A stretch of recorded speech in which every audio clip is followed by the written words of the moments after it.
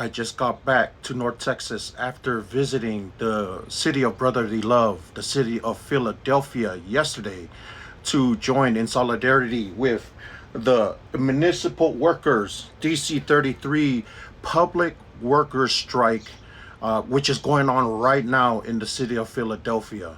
Now, these workers are not only the sanitation workers, which you may have seen piles of trash throughout the city and footage that's coming from Philadelphia in the news lately.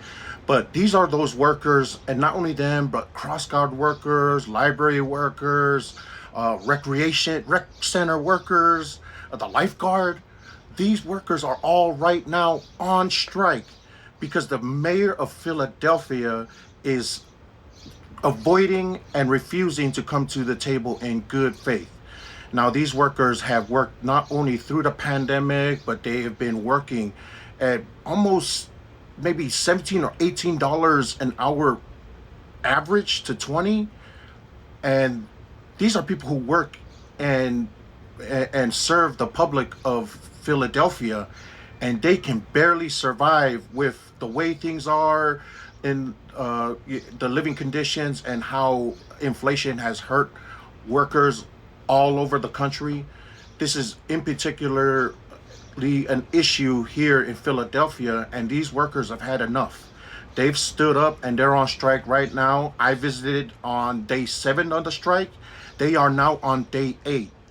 And after speaking to these workers about what they're holding out for and what it would mean to help their families, you know, maintain or at least try to hold on to any remnants of a middle class living situation, it's getting harder and harder. And these folks are doing so much more than serving the public. Like they are living in the communities they are serving.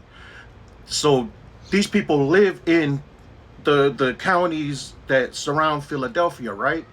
And they have to live there in order to work there, but they can't. Most of them can't even afford to live within those areas. So that's why these folks are holding out. And I would hope, and I think what I want to see as this fight goes on, and they keep going to the negotiation table to see what they can work out. But it is my hope that the labor movement can get behind these workers, because I believe this fight in particular is a catalyst for more big fights to come in the public sector. We see how the public sector and government employee unions are being attacked left and right. This strike right now in Philadelphia, and the resolve I've seen from the workers at each picket line that I visited yesterday, they are driven by the fact that they know that this could change history. And I believe them. I believe them. Let's help them change history. Let's be collectively a part of history. They have a strike fund. DC 33 has a strike fund up right now. And all you got to do is look it up on their social media, AFSCME DC 33, and get plugged in with your labor councils. If you're a part of an organization, see if you guys can put any kind of money together and donate.